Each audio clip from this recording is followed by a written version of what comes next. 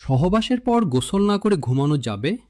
হ্যাঁ, তবে লজ্জাস্থান ধুয়ে অজু করে ঘুমানো সুন্নত। দ্বিতীয়বার মিলনের আগে কি করা উত্তম? অজু করে নেওয়া উত্তম।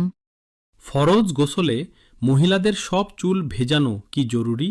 হ্যাঁ, কিন্তু চুলের প্রত্যেকটি গোড়ায় পানি পৌঁছাতে হবে। সহবাসের শুরুর দোয়াটি কি? বিসমিল্লাহ আল্লাহুম্মা জান্নি বানাস শয়তান ওয়া জান্নিবিস শায়তানা মা রাজাকতানা। আল্লাহ কখন বান্দার দিকে রহমত নিয়ে তাকান?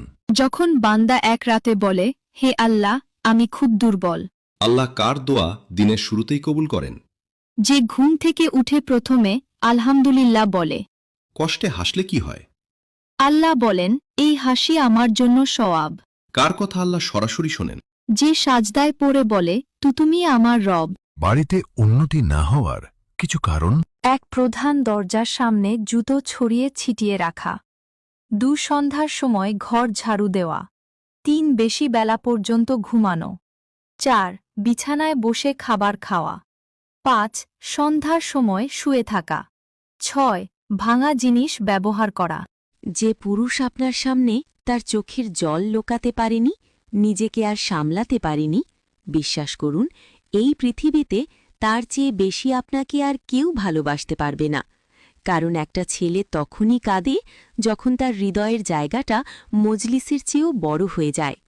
তার ওই চোখের জলকে অবহেলা করবেন না, ওইটাই তার খাঁটি ভালোবাসা। কোনো জিনিস 7 আসমান ও জমিন থেকে ভারী বলা হয়েছে। কালিমা। আল কোরআনের তাজ কি? বিসমিল্লাহির রহমানির রাহিম। কোন নবীর কাছে আজরাইল আলাইহিওয়াসাল্লাম অনুমতি নিয়ে এসেছিল? হজরত মুহাম্মদ সাল্লাল্লাহু আলাইহিওয়াসাল্লামের কাছে। হজরত আজরাইল আলাইহিওয়াসাল্লামের আরেক নাম কি? মালাকুল মউত। কোন জিনিস হালাল কিন্তু আল্লাহ তা পছন্দ করেন না? তালাক। মহান আল্লাহ তাআলার সবচেয়ে বড় সৃষ্টি কি? আরশে আজিম। কোন নবীকে রাজার কাছে বিক্রি করা হয়েছিল? হজরত ইউসুফ আলাইহিওয়াসাল্লাম। কোনো নবী মেহমান ছাড়া খাবার খেতেন না? হজরত ইব্রাহিম আলহিসাল্লাম। কোনো নবী মৃতকে জীবিত করতে পারতেন? হজরত ঈসা আলহিসাল্লাম। আল্লাহকে নিয়ে মনে চিন্তা আসলে কি পড়া উচিত? আমন্তবিল্লাহ। একজন ব্যক্তি কত বছর আজান দিলে তার জন্য জান্নাত ওয়াজিব হয়ে যায়? 12 বছর।